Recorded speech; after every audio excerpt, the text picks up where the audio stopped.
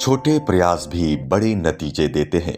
मैदानी इलाकों में रहने वाले लोगों को लगता है कि पहाड़ों में पानी की कोई कमी नहीं होती होगी, जबकि सच ये है कि पानी की समस्या जितनी मैदानी इलाकों में है, शायद पहाड़ों में उससे भी ज्यादा पानी की समस्या का सामना पहाड़ी क्षेत्र के लोगों को करना होता है। पहाड़ों में ज्यादातर ग्रामीण प्राकृतिक स्रोत पर निर्भर रहते हैं।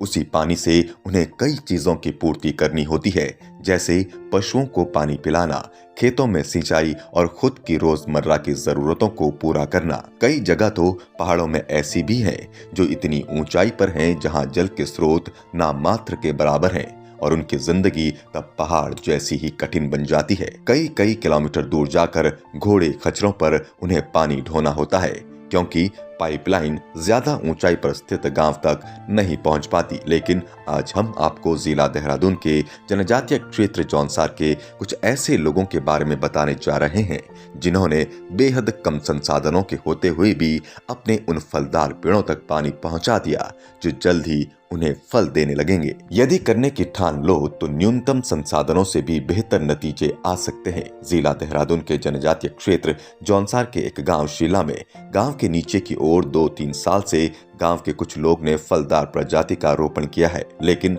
वहां सिंचाई की सुविधा का अभाव है, जिसके चलते सौरभ, शुभम आदि की टीम ने अपने छोटे से खेत में तालाब बनाकर उसमें पॉलीथीन सीट बिछाई और लगभग पौने किलोमीटर दूर से, जहां पर एक छोटा सा स्रोत पानी का उपलब्ध है, बारीक प्लास्टिक के पाइप बिछाकर तालाब तक पहुंचा दिए। और अब आलम यह है कि जो फलदार पेड़ सूखने की कगार पर थे, अब वो इतने जीवंत हो चुके हैं कि जल्द ही वो फल देने लगेंगे। ये सीमित संसाधनों और कठिन परिश्रम से किए गए प्रयास एक दिन इन नौजवान किसानों की सफलता और खुशहाल जीवन की ओर अग्रसर रहेंगे। जल संरक्षण के लिए एवं पहाड़ों में कृषि के लिए इस प्रकार के प्रयोग सराहनीय हैं और ये अन्य लोगों के लिए भी प्रेरणा स्रोत हैं। इस तरह के छोटे छोटे प्रयासों से ही स्थितियां बदलेंगी, नहीं तो मात्र ठेकेदारी के लिए बनी नहरें और हौज यहाँ वहाँ सूखी मिलेगी। पहाड़ की ठीक से क्लस्टर मैपिंग कर यहाँ की जरूरत के अनुसार योजनाएं बनाई जानी चाहिए, जिसका अभी तक व्यापक स्तर पर अभाव ही रहा है। इसी का परिणाम है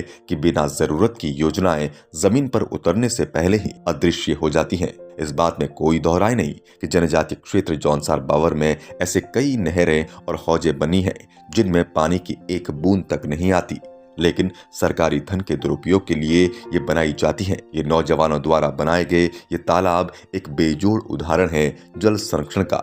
इसलिए ये कहना गलत नहीं होगा कि हमारे ये छोटे छोटे प्रयासों से ही स्थितियां बदलेंगी।